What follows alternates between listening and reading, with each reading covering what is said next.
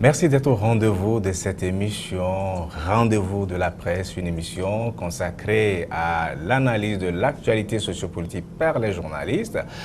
Pour ce numéro, nous parlerons de la décentralisation, notamment des élections locales au Togo et de l'expansion du terrorisme en Afrique de l'Ouest. Comme invité, à ma droite, Vivien Emmanuel Tomi, il est directeur de publication de l'hebdomadaire Plume Libre. Emmanuel, bienvenue à vous. Merci.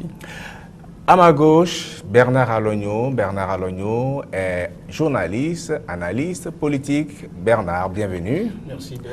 À l'extrême gauche, Ildefonse Akpaki, il est directeur du site d'information La Gazette du Togo.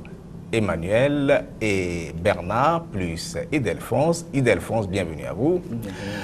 Eh bien, le 29 mars dernier, le chef de l'État, Faure Gnassingbé, recevait au palais de la présidence de la République un groupe de chefs traditionnels, gardiens des us et coutumes du pays. Eh bien, au centre de la rencontre, la décentralisation, notamment les élections locales en vue. Bernard Alogno, peut-on croire désormais à une éventualité, celle de croire évidemment à des élections, à l'organisation des élections locales au Togo? Merci, M. Ben. Je crois quand même que le chef de l'État, la dernière fois, a rencontré, comme vous venez de le dire dans le préambule, que était à l'ordre du jour l'organisation des élections locales avec le groupe des chefs traditionnels, gardiens des us et coutumes de notre pays.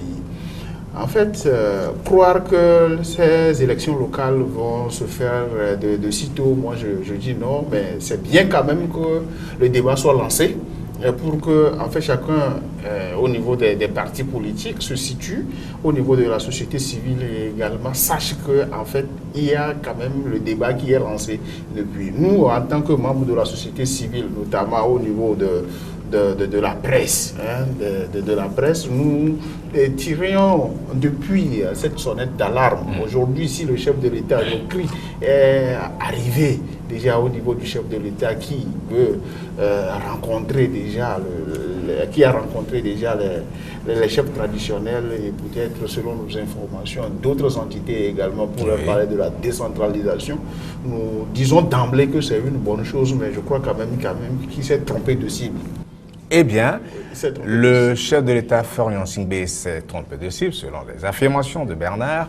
Vous partagez cette affirmation, Emmanuel Tomi? C'est déjà un bon début que de rencontrer les chefs traditionnels. Il fut un temps, les chefs traditionnels n'étaient pas tellement respectés comme cela se doit. Il y a des chefs traditionnels qui croyaient qu'ils étaient obligés de faire de la campagne pour certains partis politiques, en l'occurrence le parti au pouvoir. Aujourd'hui, on reconnaît la place de la chefferie traditionnelle, c'est déjà un pas. Maintenant, le sujet qui a été abordé, c'est un sujet qui intéresse tous les Togolais, toutes les couches, y compris les acteurs politiques. Alors, j'aurais voulu qu'on nous dise que le chef de l'État a rencontré, pour commencer, les chefs traditionnels et qu'il y aura eu une rencontre avec les partis politiques ou les acteurs de la vie politique, les organisations de la société civile, pourquoi pas les médias, pour parler véritablement de cette question de décentralisation, de cette question de la gestion, effectivement, de nos communautés à la base. Ildefonse Akpaki, votre réaction par rapport à la rencontre avec les chefs traditionnels, la rencontre du chef de l'État avec les chefs traditionnels du pays? Je crois que c'est encore un énième folklore. Le chef de l'État n'est pas à sa première sortie. Déjà, en 2012, le 31 décembre 2012, le chef de l'État, dans son adresse à la nation, avait déjà annoncé les couleurs. Je le cite, « L'année 2013 s'annonce comme une grande année électorale. Des élections législatives et des élections locales seront en effet organisées à la fin du premier trimestre. » Fin de citation. En 2013, 31 2013, le chef de l'État,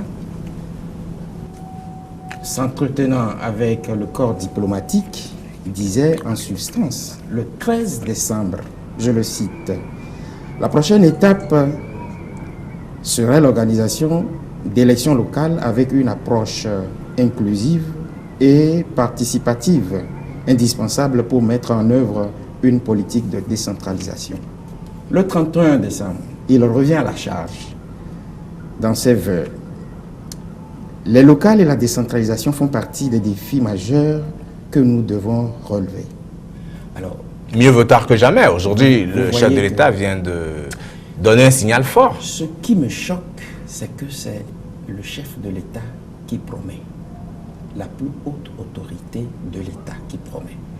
Lorsqu'on n'a pas les moyens pour organiser, pourquoi annoncer depuis 2012.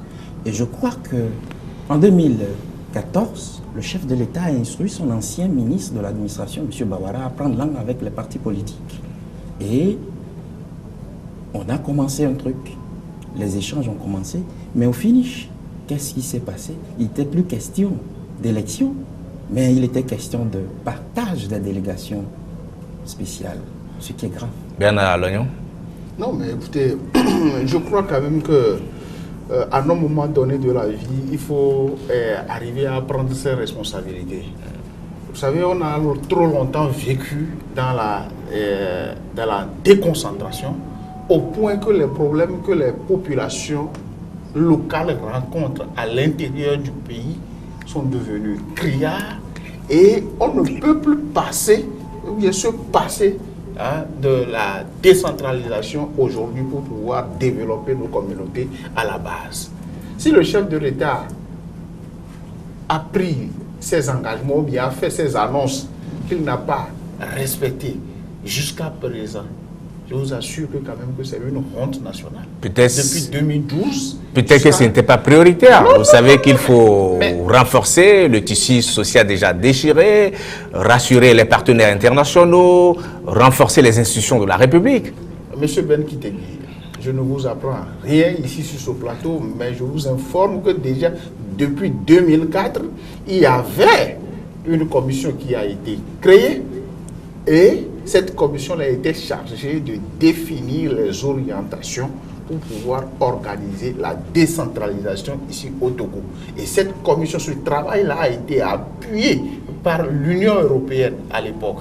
Il y avait eu des décisions qui ont été prises, des documents sont là, mais le gouvernement n'a pas daigné respecter ces trucs-là. Sinon, les élections locales, ce ne serait pas 12 ans après ou bien 10 ans après qu'on va se donner la peine, je dis bien la peine d'en parler.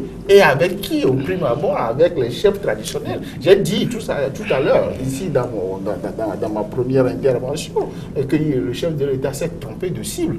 Le chef de l'État, excusez-moi si vous me le permettez, n'a pas le droit de rencontrer les chefs traditionnels pour leur parler de la décentralisation. Si c'est pour une cause républicaine, ça, ce n'est pas son rôle.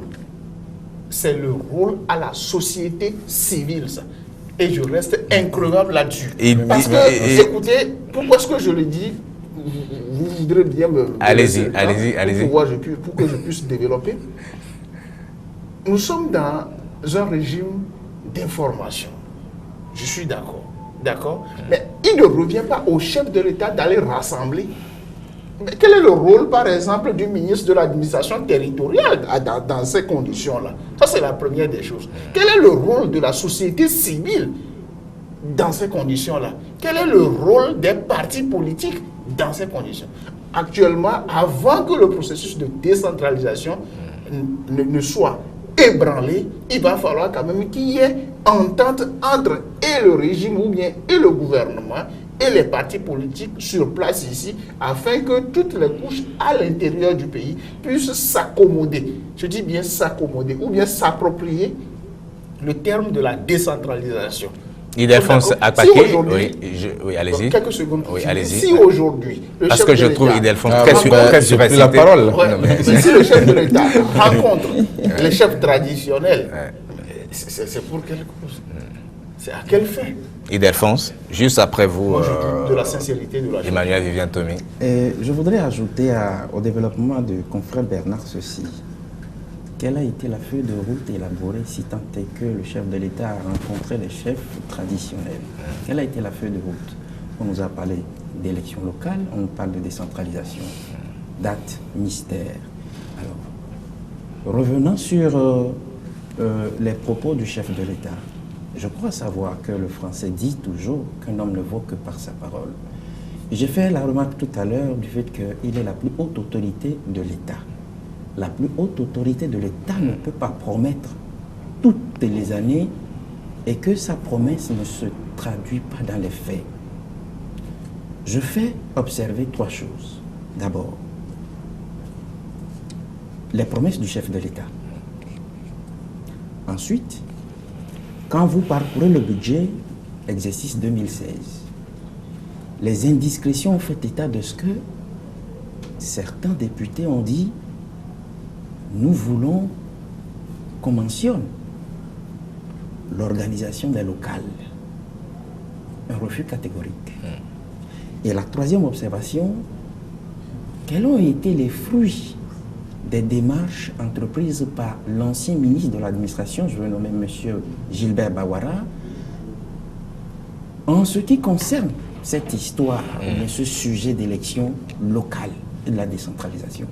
Je crois que chaque fois qu'on nous bourre les oreilles de ce qu'il y a un développement à la base, jusqu'à ce qu'on crée un ministère qui est devenu aujourd'hui un ministère budgétivore, il faudrait que ce développement à la base soit, que ce développement à la base soit à travers des élus locaux. C'est hommes et femmes que les habitants de ces localités auront eux-mêmes à choisir. Si tel n'est pas le cas, je doute. Emmanuel? Oui, je voudrais qu'on relativise un peu les choses. Je pense que Allez-y. le chef de l'État a le droit de rencontrer les couches de la société, toutes les forces vives de la nation.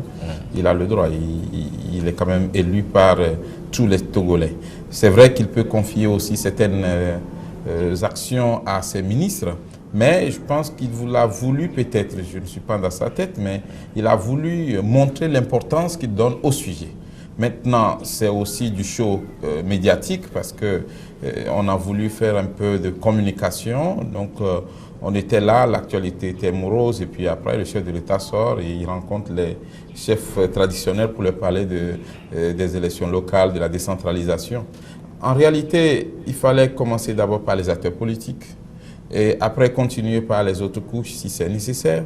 Ensuite, on verra aussi ce que ça va donner, cette rencontre entre le chef de l'État et les chefs traditionnels. Moi, ce qui me gêne, c'est qu'aujourd'hui, que ce soit au niveau du pouvoir comme au niveau des partis politiques, on ne forme pas assez, on n'informe pas assez, on ne sensibilise pas assez la population sur la question de la décentralisation. Parce qu'il faut que les gens soient préparés pour cela. C'est très important, ça, c'est le rôle des partis politiques et aussi bien que du gouvernement. Alors, la chose publique doit être effectivement gérée par tous les citoyens et la décentralisation est un meilleur moyen effectivement d'amener la démocratie dans tous les milieux parce que chacun va travailler pour le développement de son milieu et puis il y a une coordination au niveau national et je crois que le développement a un grand coût. Alors aujourd'hui, je voudrais pour terminer dire que le chef de l'État a fait d'abord du show médiatique, moi je l'appelle comme ça. Ensuite, une démarche qui est critiquable. Mais est-ce que... Dans quelle mesure? Dans la mesure où il faut en parler également avec les chefs de partis politiques ou les acteurs politiques. Du moment où il y a des partis politiques qui ont sorti des communiqués pour rappeler que le travail du comité dont parlait tout à l'heure mon confrère, le comité qui a été créé par le ministre Bawara, ce comité a fait un travail. Maintenant, quelles sont les conclusions de ce comité et qu'est-ce qu'on fait des conclusions de ce comité? Parce que nous étions à cette conférence de presse où le ministre Bawara, qui gérait dans le temps l'administration territoriale, nous avait dit ce comité va travailler effectivement sur les contours de la question de la décentralisation parce que nous venons de très loin. Nous étions habitués maintenant au président de délégation. Il y en a qui s'accrochaient même à leur fauteuil comme si c'était un héritage. Et il y en a qui passent des dizaines d'années déjà à la tête de leur délégation familiale, ou je ne sais pas, politique.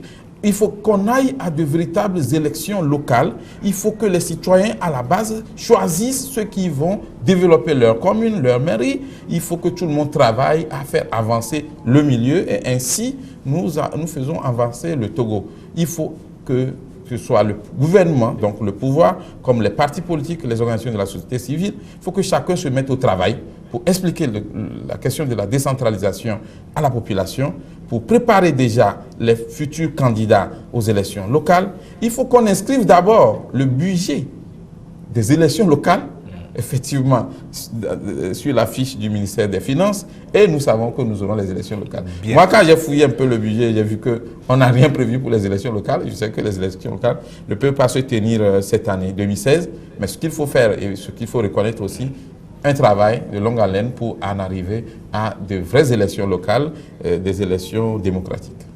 Sur la question de la décentralisation, notamment la rencontre du chef de l'État avec les chefs traditionnels, les gardiens des us et coutumes du pays, nous avons approché Nathaniel Olympio, qui est membre du parti des Togolais. Je vous propose sa réaction.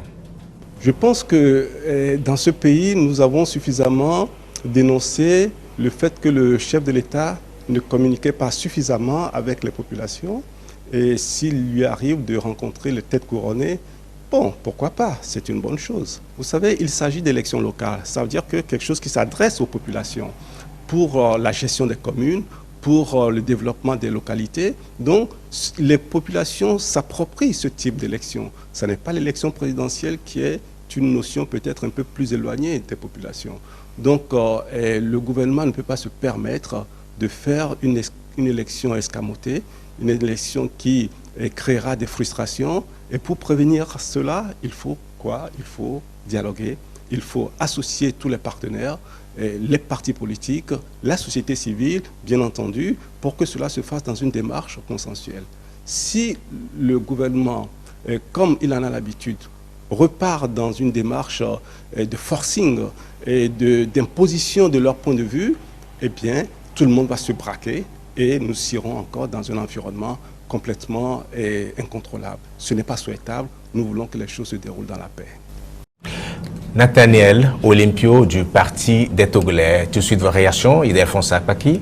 Oui, mais M. Nathaniel a fait remarquer que le chef de l'État n'a pas l'habitude de parler et de communiquer. C'est vrai que cette fois-ci, lui-même il avait dit, le chef de l'État l'avait dit, je l'ai écouté lors de sa campagne électorale pour la présidentielle à Goué, il a dit... Pour la présidentielle de 2015, bien entendu. En avril dernier, il dit, vous savez que moi je ne parle que peu, 2 minutes. Alors, ce que moi j'ai trouvé en tant que citoyen qui n'était pas bon pour un chef de famille, la famille togolaise. Alors, sur ce point, je voudrais dire que en rencontrant les chefs traditionnels que vous appelez gardiens des us et coutumes, reste à savoir si ces chefs traditionnels togolais sont encore gardiens des us et coutumes. Vous en doutez? J'en doute parce que le chef de l'État doit être au courant de la crise qui secoue la chefferie au Togo. Est-ce que ces problèmes ont trouvé des solutions adéquates? Parce que jusqu'aujourd'hui, il y a des populations de certaines localités qui crient qu'on leur a imposé des chefs. Est-ce que tous ces problèmes ont été résolus avant que le chef de l'État ne rencontre ces pépés? C'est la grande question. La deuxième question... Allez-y. La deuxième question, c'est que je me pose la question, moi-même, de savoir qu'est-ce qui empêche l'organisation de ces locales?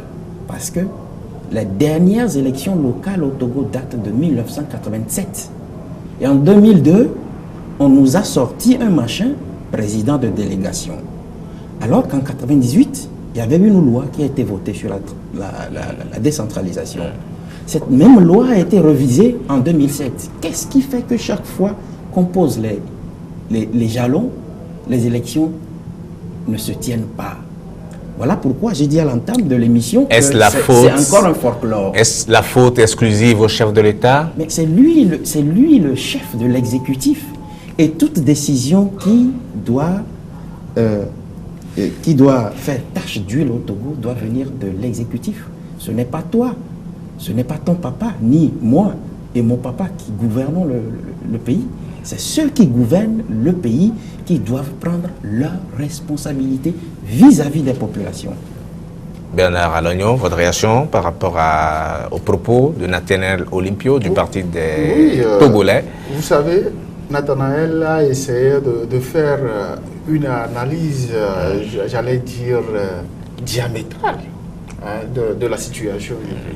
Parce qu'il a effleuré, du moins la rencontre avec du chef de l'État avec les PP, entre griffes, si je dois emprunter le terme de M. Ildefonse Apaki. Et ensuite, il a parlé également du fichier électoral. Vous savez, je vais rapidement revenir sur un fait. En quelques mots, bien entendu. La première question qu'il faut se poser est de savoir si les chefs traditionnels iront aux élections locales en qualité de candidats. La question reste évidemment posée. Oui, mais bien sûr. Et pourquoi cette curiosité? Pour voir la pertinence des critiques que nous faisons à l'égard de la rencontre du chef de l'État avec ses PP. Au-delà. Je ne suis pas d'accord qu'on les appelle PP. Ok, alors là, je retire. Des chefs traditionnels. Voilà. Mais soyons quand même sérieux. Au-delà de ça, il faut se poser la question de savoir si ces élections-là seront organisées avec un fichier électoral consensuel comme on était allé aux élections présidentielles la dernière fois. Autant de questions, on peut les aligner. L'émission qui a été prévue pour organiser cette émission-là ne peut pas suffire. Les amis. N'empêche, allons à l'essentiel. Allons à l'essentiel en disant que la bonne gouvernance demande ou exige deux choses.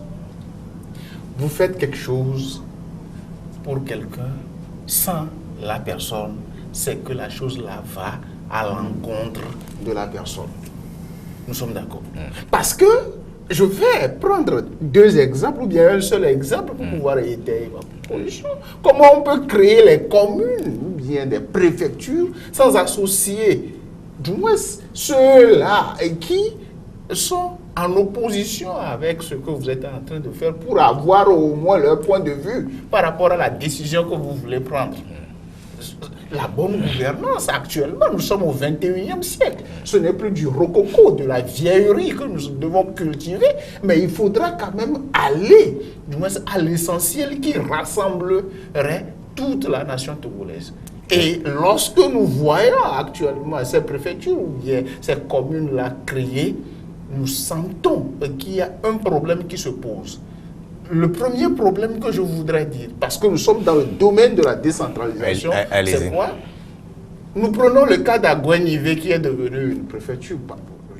Oui, c'est ça, non? Une préfecture. Agouenivé fait partie de la préfecture du Golfe, si vous voulez, banlieue de Lomé. Non, mais la dernière fois, c'est devenu une préfecture. C'est devenu une préfecture. Agouenivé, soyons sérieux, en termes de décentralisation et autres, Agouenivé a quelles ressources actuellement pour s'auto-prendre en charge dès qu'on va aller à ces élections? Sûrement que le gouvernement a un plan bien défini. Nous soyons quand même sérieux. Soyons quand même sérieux. Nous parlons de la décentralisation et non de la déconcentration. Par contre, vous allez au niveau de Baguida. Baguida est une zone balnéaire, c'est-à-dire en face de la mer. Cette zone-là peut être exploitée. On peut avoir des touristes qui peuvent régénérer, qui peuvent donner de l'argent à cette localité. Vous voyez un peu la pertinence de ce que je suis en train de développer ici. C'est pour cela qu'avec la notion de décentralisation, ou bien le problème de décentralisation que nous sommes en train de poser ensemble ici, membres de la société civile, je crois quand même que nos dirigeants doivent avoir une oreille attentive pour pouvoir prendre des décisions idoines, des décisions responsables pour que ce pays-là puisse être lancé sur le chemin du développement. Emmanuel Vivien-Tomi, il y a du laisser-aller de la part du gouvernement. Vous en êtes convaincu? Non, je n'ai pas du laisser-aller. Il y a peut-être des ratés. Il y a beaucoup de choses qu'on peut essayer de corriger. Moi, je voudrais dire d'abord que les chefs traditionnels continuent à être les gardiens de nos us et coutumes, quoique maintenant on essaie de moderniser un peu les choses, parce qu'avant, ils n'avaient rien du tout par mois, mais aujourd'hui, on leur donne quelque chose pour pouvoir quand même assumer ne serait-ce que les frais de carburant. C'est le fait. Non, c'est une façon de parler. Trouver... C'est dire qu'aujourd'hui, si vous revoyez un peu nos tests, les tests donnent une petite place aux chefs traditionnels. Il y a des problèmes dans la chefferie traditionnelle, c'est vrai. Il y a des problèmes dans beaucoup de milieux, mais cela ne veut pas dire non plus qu'il faut généraliser parce qu'il y a des chefferies qui sont presque stables. Le problème est plus vieux que cela parce que en réalité, la chefferie traditionnelle existait avant la colonisation et après, quand le blanc est venu, il a essayé de former certains à ces écoles, l'école des blancs, et le blanc préfère que celui qui est instruit soit le chef traditionnel que celui qui était le chef habituellement. Aujourd'hui, les familles qui étaient effectivement les héritiers de cette chefferie réclament le retour parce qu'il y en a aussi qui sont maintenant capables de gérer la chefferie traditionnelle. Dans plusieurs milieux, et j'en sais quelque chose, dans plusieurs milieux, si on prend par exemple le Sud, beaucoup de familles réclament aujourd'hui la chefferie traditionnelle, mais ceux qui sont également sur le trône ne veulent pas céder. Ça, c'est un problème. Maintenant, moi, ce qui m'a un peu touché, c'est que nous n'avons pas participé à la rencontre entre les chefs traditionnels et le chef de l'État. Est-ce que les chefs ont posé les questions réelles? Ça, on n'en sait pas grand-chose. Les reportages que nous avons vus, on ne sait pas si les chefs ont posé eux-mêmes des questions relatives aux difficultés de leur exercice. Voilà. Et moi, je pense qu'on ne va pas les appeler pépés. Ils ont un rôle à jouer aujourd'hui dans la décentralisation. Si on ne les associe pas, effectivement, déjà, ne serait-ce que pour les consultations, pour aller vers cette décentralisation, on risque d'avoir des problèmes. Quelle est la place du chef traditionnel dans un milieu où il y a le maire, dans un milieu où il y a le préfet, où il y a le gouverneur de la région? Il faut que dès maintenant, on leur explique comment ça va se passer, comme on a eu par des séminaires à leur expliquer qu'ils ne sont pas obligés de faire la campagne pour tel ou tel parti. Un chef traditionnel doit essayer dans la mesure du possible d'être neutre et d'accueillir tout le monde. Même si on n'est pas neutre, qu'on laisse quand même tout le monde faire sa campagne. Vous vous souvenez, en 2003, un chef traditionnel a empêché Edwin Kojo de faire une campagne dans un village. Mais aujourd'hui, je ne pense plus que ça puisse se répéter parce que les chefs ont été un peu formés sur cette question et les ministres interviennent dès qu'il y a dérapage pour leur dire non, ce n'est pas votre rôle. La question de la décentralisation est une question qui concerne tous les Togolais, de toutes les couches données. Maintenant, Faure Gnassingbé a fait beaucoup de promesses, mais on ne peut pas dire non plus qu'il ne respecte pas du tout ses promesses, mais ça tarde à être mis en œuvre. Il parle bien quand il prend la parole, il fait de très bons discours, il dit des choses, mais après, je pense qu'il faudra lui rappeler de temps en temps. Et c'est là où je dis, les partis politiques doivent faire aussi leur travail. Il ne faut pas juste sortir un communiqué d'une page et puis dire nous voulons la décentralisation. La décentralisation, il faut travailler pour l'avoir.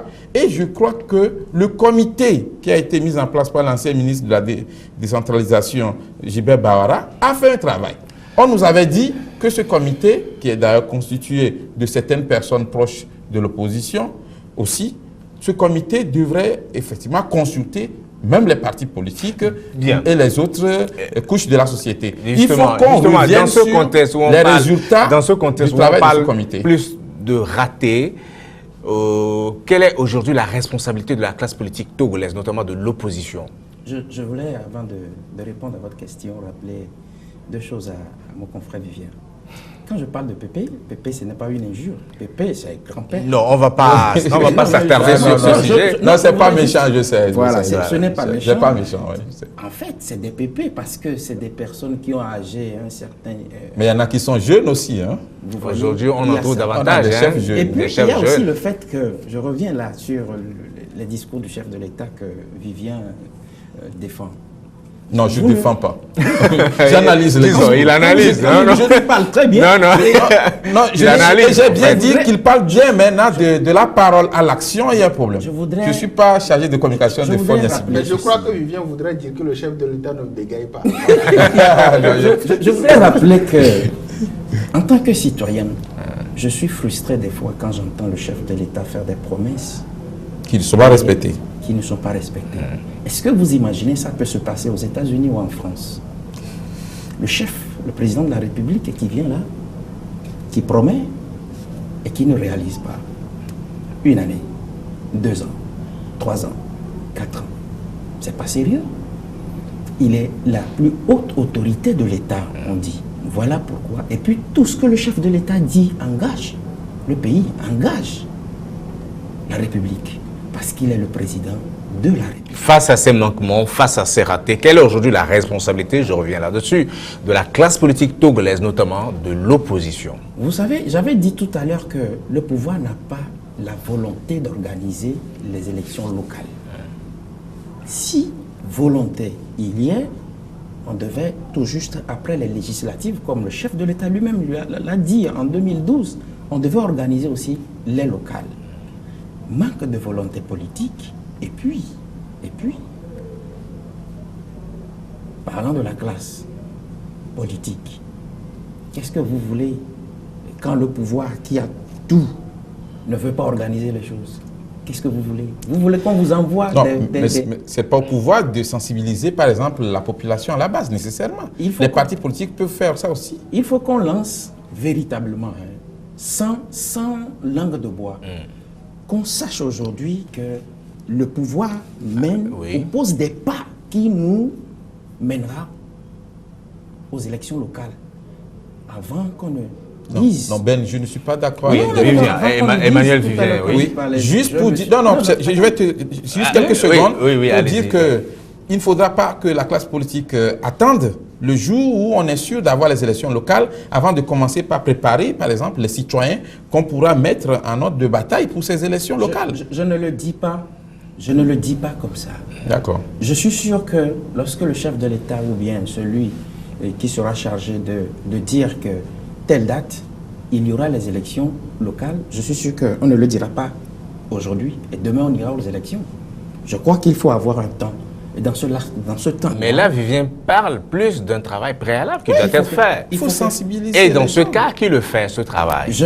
C'est les responsables des partis politiques qui doivent le faire. D'accord.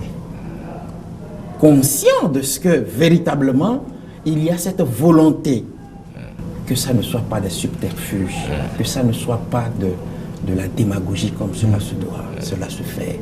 C'est ce que je dis. Bien, on doit le comprendre. Bernard. Vous savez, moi je vois le problème sous 2 angles. Le premier angle, c'est que, en fait, le pouvoir, tout le monde le sait, lui-même il le sait, et qu'il n'a pas la volonté d'organiser les élections locales. C'est votre appréciation à vous? Non, c'est une appréciation partagée par tous. Bon, ça dépend. Hein. Parce que sur le studio... Emmanuel Vivien n'est pas du tout d'accord avec vous. À moins que vous ne jouissiez d'une cécité en politique. Non, ça c'est trop dit. Non, c'est pas trop dit. Le fait de parler déjà de la décentralisation avec les chefs traditionnels, ça marque qu'on veut aller à la décentralisation, mais est-ce qu'on le fait vite? Est-ce qu'on met les moyens qu'il faut pour vite arriver à la décentralisation? La question est posée. Mais déjà la mise en place de ce comité technique chargé de faire des études et de tout ce qui est fait avec la subvention du PNUD d'ailleurs, et d'autres partenaires internationaux. Oui, tout ce qui est fait en termes de décentralisation, on ne peut pas dire qu'il n'y a pas de volonté. Mais peut-être qu'on n'est pas prêt au niveau du gouvernement.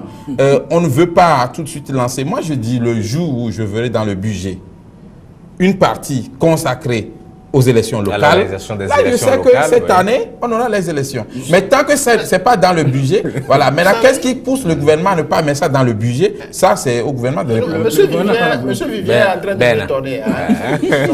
En quoi, justement, on voudrait le savoir? Non, mais vous savez, quand vous avez des lignes budgétaires accordées au niveau de la présidence à hauteur de 17 milliards, par exemple, pour la présidence seule. Et des fois même plus. Des fois même plus. Oui. Combien on a besoin pour pouvoir organiser les élections locales ici?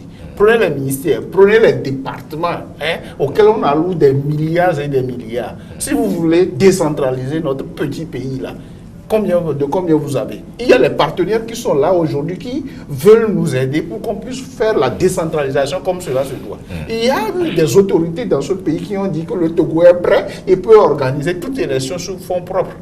On l'a déjà fait. Oui. On a déjà fait. Notamment, pas qui nous avait dit tout ça là à l'époque. Quelques instants après, vous organisez les élections locales. Ce sont les grèves des fonctionnaires qui ont meublé, du moins c'est l'actualité du pays pendant des mois et des mois. Vous avez vu tout ce qui avait eu comme conséquence autour de tout ça là. Ils disent que bon, le Togo a la possibilité. Bien sûr, les dilapidations des sous là, dès que vous vous concentrez, vous prenez tous ces sous, la décentralisation serait effective depuis. Vous savez, je réitère toujours c'est-à-dire mon langage de manque de volonté au niveau du pouvoir pour pouvoir organiser ces élections locales depuis. Et je reste toujours convaincu que le chef de l'État lui-même, il est convaincu qu'il y a manque de volonté politique. Il y a manque de volonté politique manifeste. Deuxième chose, s'il vous plaît. Oui, gardez votre idée, Emmanuel Vivien Non, Tomi. Juste pour dire que je ne sais pas la société politique, moi j'essaie de faire les analyses à ma façon, et c'est ça aussi la liberté, de ne pas voir dans le même sens. Ça fait une pluralité sur le plateau. Mais je pense qu'il y a une volonté de faire les élections. D'ailleurs, même ce n'est pas une volonté, c'est une obligation. Puisque selon nos tests, le gouvernement est obligé d'organiser les élections. Maintenant, ça c'est un manquement. S'il y a une obligation, de quoi, s'il vous plaît? Suivant les tests, le gouvernement est obligé de faire les élections locales. Maintenant, si le gouvernement traîne et n'arrive pas à organiser les élections, ça veut dire qu'il y a un manquement. Et ça... Alors, pour vous, pour Emmanuel Vivien Tomi, il y a manquement, mais pour Bernard, il y a... Oui. Manque de volonté, manifeste au niveau du pouvoir en place. Vous partagez cette... Oui, allez-y, Bernard. Permettez-moi. Oui, allez-y. Au-delà de cette manque de volonté au niveau du pouvoir, il y a une responsabilité qui revient également à l'opposition. Je serais très, j'allais dire, pernicieux sur ce plateau en disant que l'opposition n'a pas de responsabilité dans cette affaire-là. Donc on se rejoint. Non, mais on se rejoint. Quelque part, oui, c'est ce que j'allais dire justement. Mais écoutez, je n'avais pas fini mon développement avant quand vous étiez intervenu. D'accord. Quand il vous a arraché la parole. Si nous revenons, à l'instant où nous parlons ici, tous les responsables politiques savent que ils ne font que courir derrière l'élection présidentielle ici au Togo. Or, le travail à la base est laissé à qui? Au racaille. Entre guillemets. Je pèse bien mes mots. Je pèse très bien mes mots. Parce que je ne peux pas comprendre qu'en cherchant la tête seulement du pouvoir, on ne puisse pas organiser les gens, les populations à la base. Et toujours, le pouvoir a joué sur un fait. En clair, c'est une responsabilité collective. C'est une responsabilité collective. Donc, ce n'est pas seulement le pouvoir qui doit être mis en cause. Non. C'est pour cela que j'ai diversifié mon truc à 2 étapes au départ. Mais il y a une chose, le pouvoir a utilisé le pouvoir d'État, la machine d'État pour faire quoi? Pour, comment ça s'appelle, démobiliser les populations pour ne pas suivre cette opposition-là dans la logique de recherche du fauteuil présidentiel, au point que cette population-là a élargi cette démobilisation-là sur toutes les élections qui s'organisent dans le pays. Vous voyez un peu? Emmanuel Vivien Tomi, oui, allez-y. Oui, je voudrais ajouter quelque chose à ce que Bernard vient de dire. Vous savez, si on prend les élections législatives, le gouvernement, ou on va dire plutôt le pouvoir fait effectivement le découpage en tenant compte de ses intérêts. Et l'opposition a toujours crié à la fraude qui part des fois de ce découpage électoral. Parce qu'on se dit, cette zone, au lieu de lui donner la possibilité d'avoir 2 députés, on lui en donne 3. Et la plupart du temps, c'est arraché, les 3 sièges sont arrachés par le pouvoir. Cette zone qui est...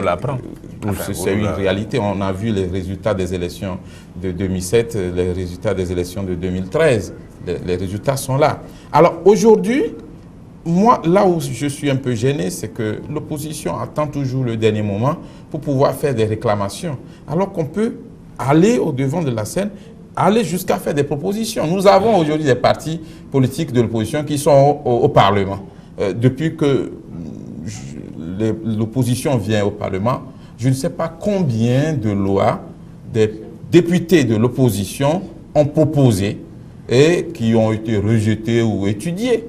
On attend que le gouvernement envoie ses propositions de loi, on attend que le Parlement prenne des dispositions, alors que vous avez été élu sur la base de vos engagements, de vos promesses à la population de faire mieux. Si un député avait eu le culot ou le courage, c'est encore mieux, le courage de proposer effectivement un découpage dans le sens de la décentralisation, des propositions concrètes dans le sens des élections locales, je pense que ce serait bien, ce serait déjà bien.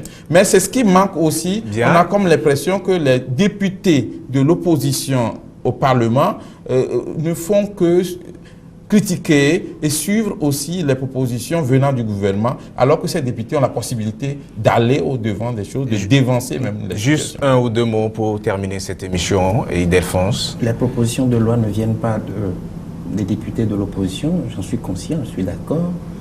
Mais encore que pour ce qui concerne les élections, les députés ne sont pas tellement concernés. Quand vous créez des commissions, c'est pour quoi faire? C'est pour aller rire? Qu'est-ce que les commissions? Ceux qui sont membres de ces commissions, ils vont faire quoi? La question reste posée. Oui, Bernard Alognon. Parce que, non, je voudrais terminer par rapport à deux choses que Vivien avait dit. D'abord, il a parlé de test. Il dit, le test. Vous parlez de test devant le pouvoir togolais. Ah, mais c'est le pouvoir togolais super violateur des lois au Togo. Hein. Ouais. Si c'est les textes qui vont faire fléchir ce pouvoir-là, non. C'est votre opinion. Et la deuxième chose, Ildefonse. oui, et la deuxième chose, vous vous rendez compte, entre les chefs traditionnels et le corps diplomatique, le pouvoir aura peur de qui? Le corps diplomatique. Mais quand le chef de l'État se promet, se donne le loisir de faire des promesses devant le corps diplomatique et il ne tient pas parole, qu'est-ce qu'on dira aux chefs traditionnels qui aujourd'hui, comme quelqu'un me l'a écrit la dernière fois, sont considérés comme des machines à fraude? Vous l'avez bien dit. Et Delphonse, je partage pas ça avec toi. Et Delphonse Akpaki, je rappelle qu'il est le directeur du site d'information La Gazette du Togo. Eh bien, Bernard Alognon, juste un mot pour terminer cette édition, évidemment. Oui, moi je crois quand même qu'actuellement, il va falloir quand même que les énergies se concentrent autour de cette grande problématique de décentralisation qui vient à peine qui naît de nouveau, j'allais dire, du cœur du chef de l'État. Et nous allons toujours, en tant que journalistes et autres, le prendre au mot. Et lorsque ça ne marche pas, on l'interpellera à chaque instant donné. Comme d'habitude, je parie qu'il vous écoute. Emmanuel Vivien Tomiemou pour terminer cette émission. Juste pour dire que la décentralisation et les élections locales constituent une obligation pour le gouvernement, pour le pouvoir. Et en même temps aussi, l'opposition ou toute la classe politique doit essayer de travailler pour former, informer et sensibiliser la population sur les enjeux de la décentralisation. Merci beaucoup Emmanuel Vivien. Tommy, je rappelle que vous êtes le directeur de publication de l'hebdomadaire Plume Libre. Ainsi donc prend fin cette émission. Merci de nous avoir suivis. Très bonne suite de programme à toutes et à tous. À bientôt.